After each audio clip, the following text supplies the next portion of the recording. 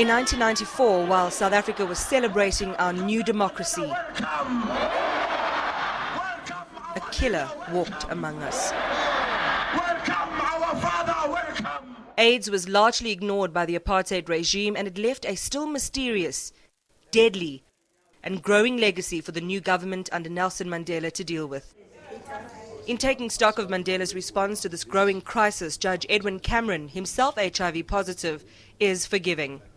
His presidency wasn't marked by leadership on AIDS, and it wasn't because we didn't try to get him involved. We did our best, but he was doing 255 other things to save our country.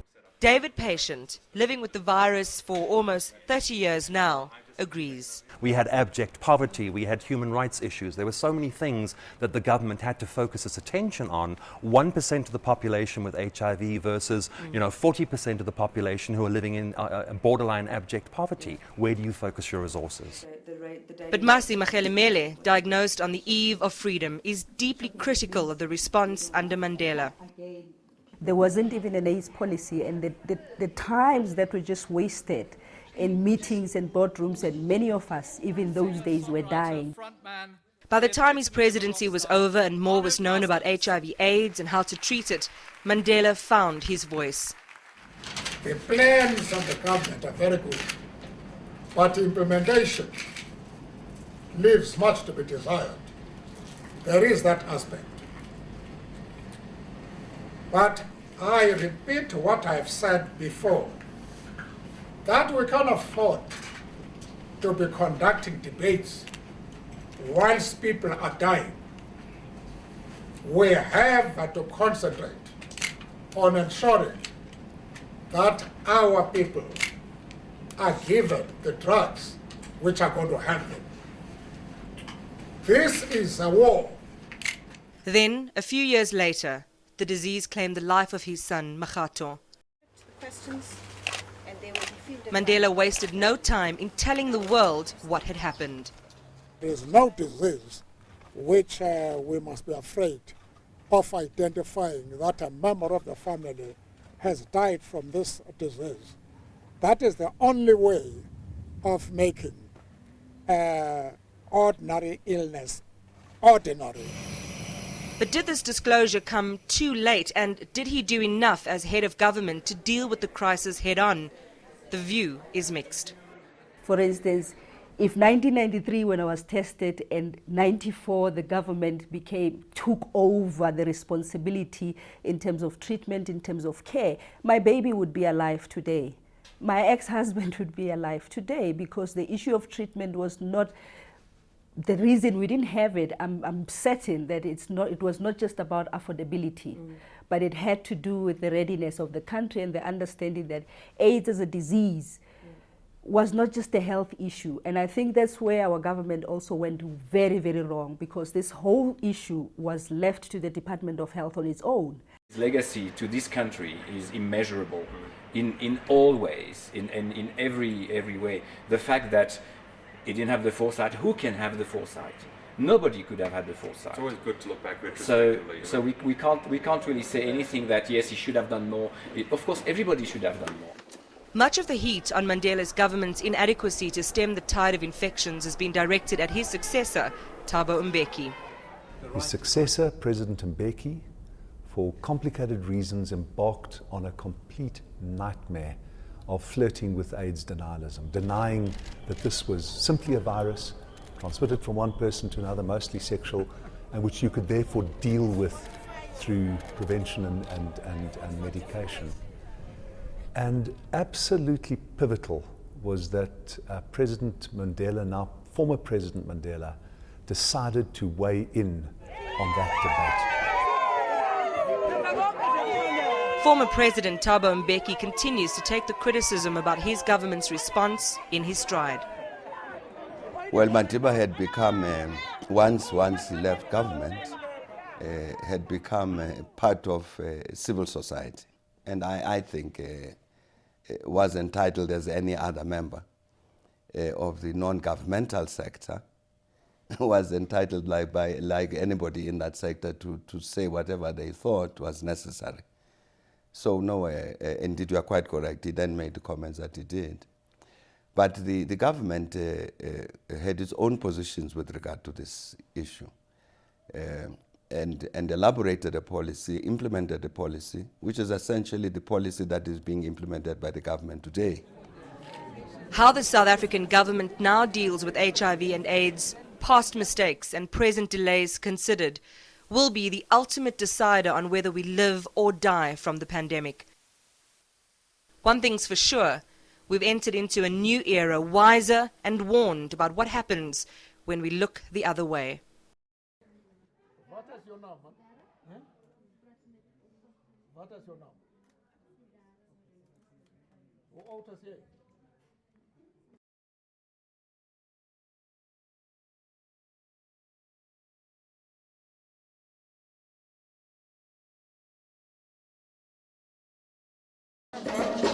Okay. Will you tell the other children that I love them? Children always occupied a special place in Mandela's heart. You are a brave young man. And no matter how demanding his busy schedule, he always had time for them. And if it were not for you, I would have found it difficult to come here. But when I heard of you, I said I was coming. For millions of children in South Africa and the world, Madiba was a benevolent father figure. To the best father ever. But his role as father to his own children wasn't always as easy. He worried about his children. He worried about the fact that the two girls who were left in their infancy might feel that he is a father. In fact, Zinzi has often referred to the fact that they grew up without a father. But I mean, their father became the father to the nation. Mandela has always said he doesn't regret his actions that led to his incarceration. But he often admitted a bitterness at being an absent father. No one can understand, comprehend the pain of bringing up children during that painful period. It was a time when it was very difficult to sacrifice your life for the nation and still be a mother and a father to children. For Mandela's daughter Zinzi, even family visits to his prison were a mixed blessing. As much as we would be able to share meals around the table and get to watch him swim with the children and so on, the fact remains that those visits were governed by certain rules and regulations, and there were certain things that we couldn't do, and there were time constraints around those visits, and we also got to leave him behind as a prisoner and go back home. Though Madiba could not always be father to his own children, there were other needy children whose lives he would change. After his inauguration as president, he established the Nelson Mandela Children's Fund, providing support for thousands of children across the country. What they were saying was that we enjoy no parental love and security. We have no future. We will never enjoy life as other children because we are the outcasts of society. That worried me. That night I couldn't sleep. I kept on rolling over and over again, because I could see the anxious faces of these children. Despite retiring from public life in 2004, Madiba still made time every year to attend a birthday celebration with hundreds of youngsters from the project. What were you eating? You were eating something nice. For the children, Madiba was just as important. Yes? I saw you on TV. You saw me on TV? Yes? I'm also going to see you on TV. You saw me on a computer? Drawn to his magnetic presence, Madiba was not so much a struggle icon and world leader, but an almost superhero figure. He was a great man, and he's done so much for our country. So yeah, he will never die. He will always keep on living. Yes. In our hearts and in South Africa. And in the country. He'll be in South Africa for the whole of South Africa's eternity. He'll be in the air, he'll be...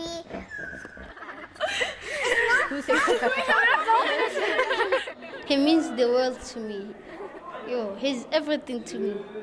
He's my Spider-Man, my Superman. Yo, he's everything to me. Yeah, that's all I can say.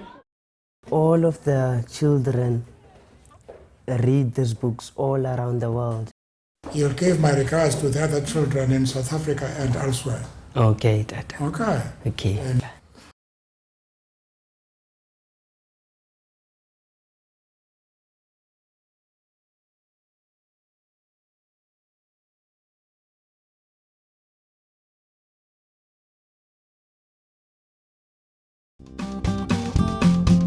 Nelson Mandela understood the value of a good education from an early age.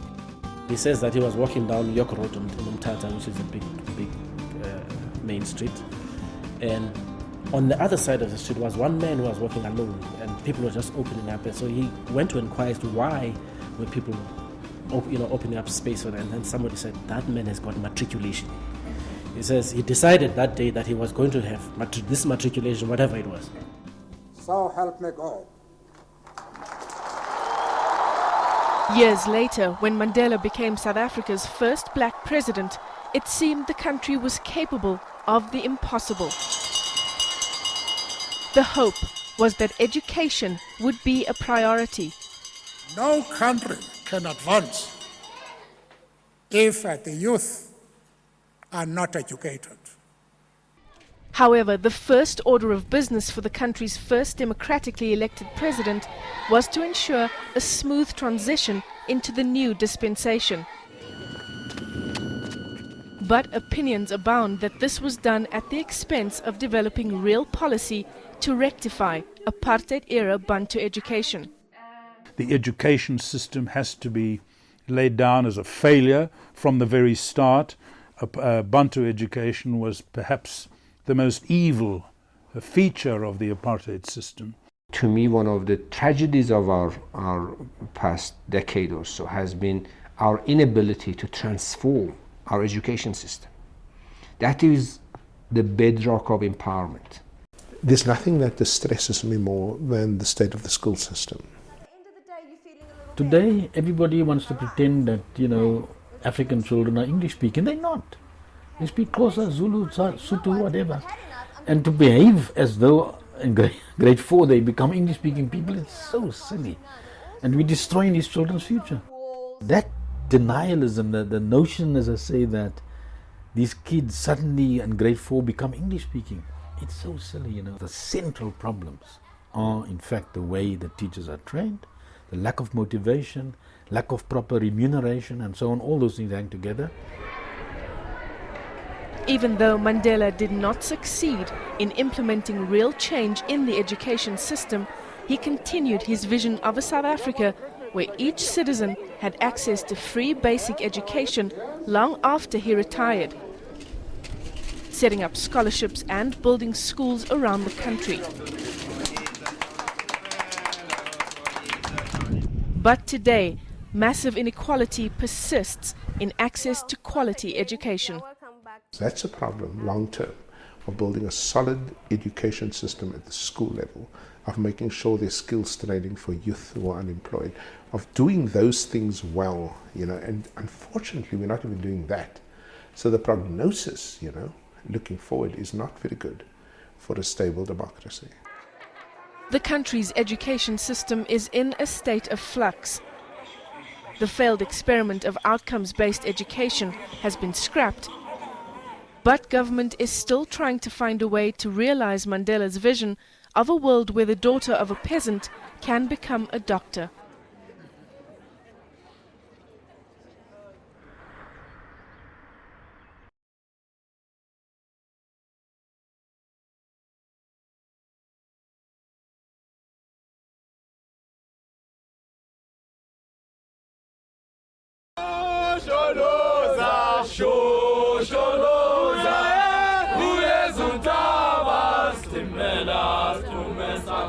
Scenes like these would suggest that Nelson Mandela's legacy is secure in South Africa. The country now a non-racial melting pot, a home for all. But Mandela knew that these great images hid deep divisions and wounds still not healed.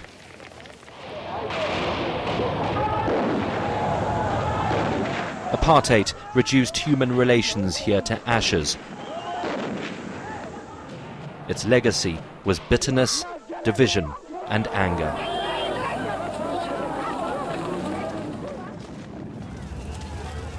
A legacy Mandela was determined to overturn from the moment he was released from prison. The responsibility for driving the question of nation building and reconciliation in this country is not something that can be done by others. It's something in which I should take a lead. Yeah, I'm very excited. I feel we have the right to our freedom to vote. If, as has been said, the task of a leader is to get his people from where they are to where they have not been, Mandela surely achieved that. In fact, few can touch him in the entire 20th century. At the end of apartheid, it's easy to forget now, few were ready to reconcile. On the one hand, many in the white minority saw their privileged world crumbling around them. They will now find out what it means to lose power and to have no power of your own to protect your own freedom. For many blacks, majority rule was to hopefully mean a settling of the scores, revenge for past injustices. Mandela chose a different path. We had to face the question of how to bring about a new South Africa without bloodshed. Mandela's genius was realizing that a divided South Africa was economically doomed. People here, black and white, had to work together, and he could be the glue that bound one to another. So he made reconciliation the defining feature of his presidency. He was the master of the symbolic gesture. There was, of course, his appearance at the World Cup, having tea with the widow of the creator of apartheid, Hendrik Verwoerd, his wife. He had this tremendous skill of appearing at a symbolic moment in a symbolic way to make this symbolic gesture. South Africans are undoubtedly more comfortable with each other now, and much of that is Mandela's legacy. The 2010 World Cup gave us a glimpse of a possible future here, one where class and race matter little. But Mandela's legacy includes values of hard work and selflessness. Many fear that the leaders of today are undermining the work he did. This business of self-enrichment has become too kind of prominent in terms of the value system of many in the country. It's just a general social challenge, I think.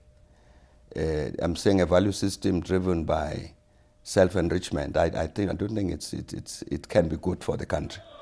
Today, a lot of people are joining the ANC or the SACP or COSATU because they see that you have to be politically connected in order for you to be successful in business. I think that it is wrong. The basic needs of the masses of the people must be addressed. Nevertheless, Mandela still looms large in this nation's conscience. There remains a feeling among many, an intangible sense that to tread the path of other African failed states is to let down this country's greatest ever leader. If we can engender a feeling of self-worth and self-esteem amongst people at large, that will be the way that we eventually tackle our problems. And in the sense, the one guy who said this was Steve Biko, that was his great philosophy. So, I'm just hoping that the Mandela kind of style of reconciliation and the Biko philosophy of helping yourself, creating an entrepreneurial society, those two things will lead us to resolve these terrible problems that we still have. There is nothing as invigorating as to do something which makes people around you to smile. Mandela's words seem to still find resonance most often when South Africans and their leaders choose the middle way, the path of compromise over conflict. Mandela's secret really is honesty. When you strip away everything, Mandela was honest and he kept to his message, which was effort by everybody in South Africa, everybody to be given the same opportunity to develop their skills and to develop themselves, and therefore to develop their country. For me, the most important thing is to create space for new leaders to emerge. Not only leaders who are whose pedigree is within the liberation movement. It's a wonderful work which makes me go to bed feeling very strong and to sleep with a smile across my face, because I believe that it may well be that one day somebody, when I decide to leave this world, somebody will say, the man who's disappearing behind that hill has done his work for his country and for his people. If these words are heeded by all, Mandela's vision for South Africa may yet become reality. The deep divisions bridged, and the wounds still not healed, at least treated. His vision has already come to pass in some ways, in the small interactions between the races every day, where barriers are broken down and presumptions cast aside. Every bridge built like this, every hour, every day, keeps the flame of Mandela's legacy burning bright.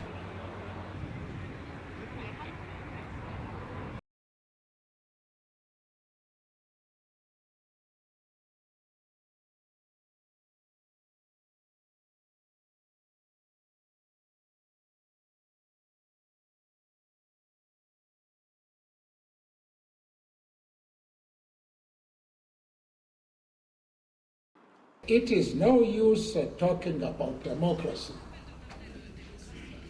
stability, if people cannot put food in their stomachs. Poverty means hunger, starvation. It means ignorance, the inability of people to read and write. Powerful words that still depict the reality for many South Africans.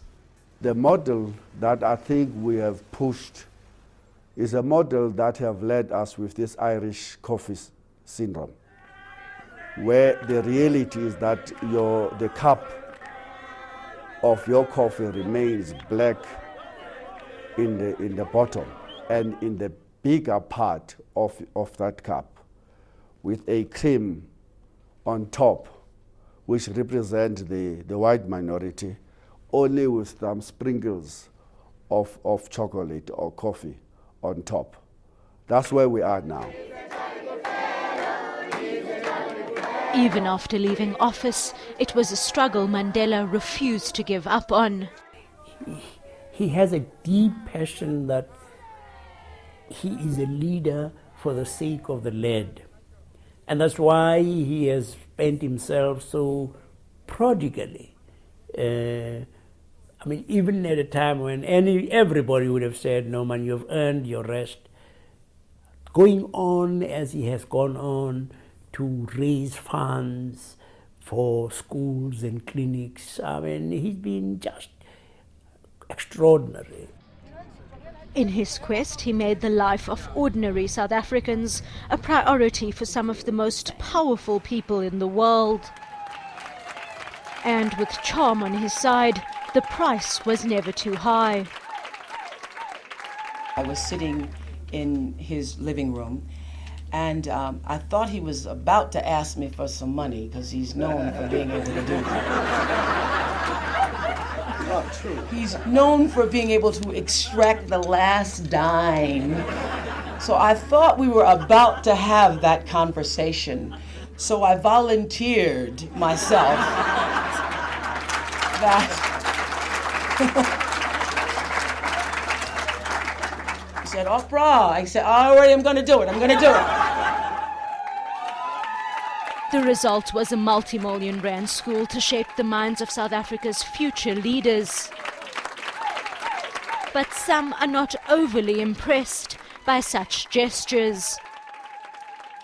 I actually think that his campaign to individually build a clinic here and a school there was not a good idea.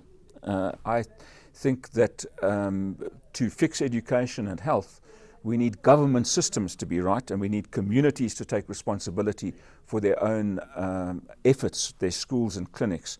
And I don't think that the Mandela clinics and the Mandela schools were the highlight of his ministry at all. And I think that represented almost a cheap relationship between some business people and an iconic figure.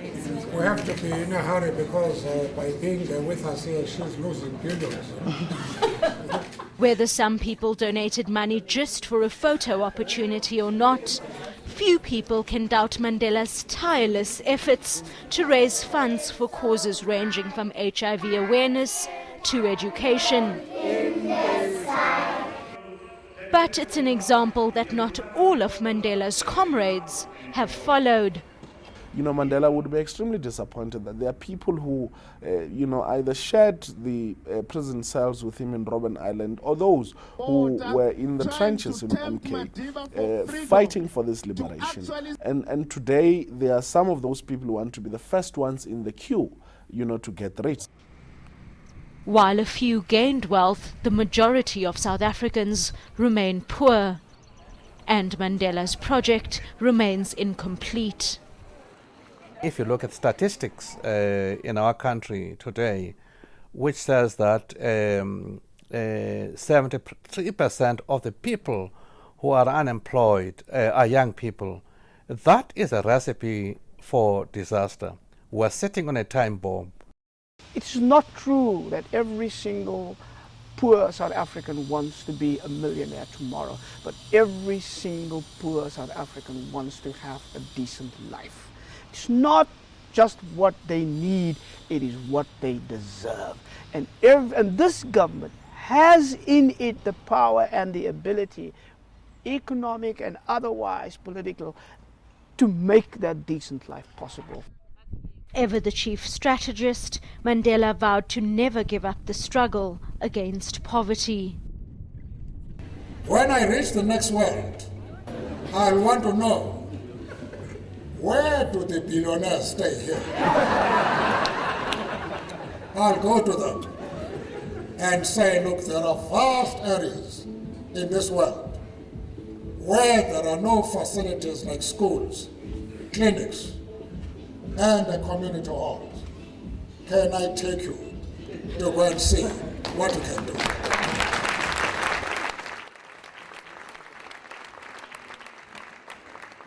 So there is no need .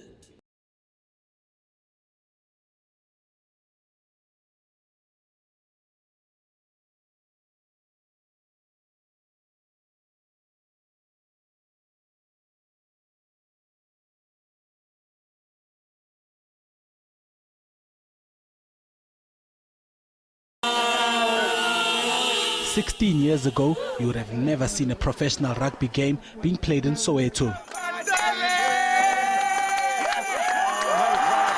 But the power of sport to break down racial barriers made it possible. How good was that? That is unbelievable. What a step. The timing of the run. The fans are celebrating. The opening try. And one person who's always believed in that power is Nelson Mandela. Madiba played a big role in reconciling black and white people and healing the wounds of apartheid following the Springboks' triumph in the 1995 Rugby World Cup. Madiba has been phenomenal in my life, like he has been in many people's lives. Actually, more after the World Cup than before the World Cup. It was clear to me that he saw the role that sport will play in South Africa's future. And it was a bright future as Bafana Bafana further strengthened the country's unification when they lifted the Africa Cup of Nations the following year. In May this year, history was made as Soweto's football mecca. The Orlando Stadium hosted the Super 14 rugby final. Madiba realized that sport is very powerful because sport cuts across everything, it cuts across all issues. It makes everyone a champion. It makes everyone happy and sad because we all want our sport teams to do well. The 2010 FIFA World Cup will be organized in South Africa.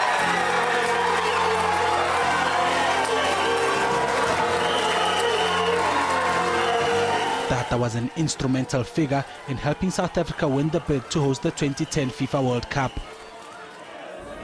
This is Mandela's World Cup because at the end, when it was very tight again between the other bidders of North Africa against South Africa, then Mandela made the move.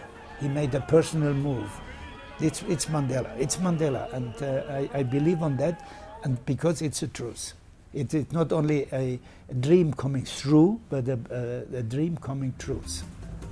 Sport has the power to inspire and unite people. The people of Africa learned the lessons of patience and endurance in their long struggles for freedom. May the rewards brought by the FIFA World Cup prove that the long wait for its arrival on African soil has been worth it. Sadly, Madiba's magic could not inspire Bafana Bafana to the knockout stages of the 2010 FIFA World Cup. The elder statesman met with the team ahead of last year's Confederations Cup and they reached the semi-finals. But his meeting with the team ahead of this year's World Cup did not yield similar results. Despite their first-round exit from the tournament, the players always remember their meeting with the former president fondly. So every time we've gone to meet him, he's been an inspiration. Before the Confederations Cup and now has been no different. It's been absolutely fantastic that he's found time to, still at his age, to see us. And he's really an inspiration for all of us. Yeah. The 2010 FIFA World Cup went a step further. Sport not only gave South Africans one voice, but it united the continent. Now Africa's renewed pride demands to be taken more seriously in future World Cups, thanks to Madiba's magic. The soccer has been a wonderful gift, and you've seen South Africans just discover a common identity. And I think the politicians should be asking themselves, what after 2010? How do we take the high that has lifted black and white South Africans together, saying we can conquer the world in the best possible way? Where do we go with that spirit?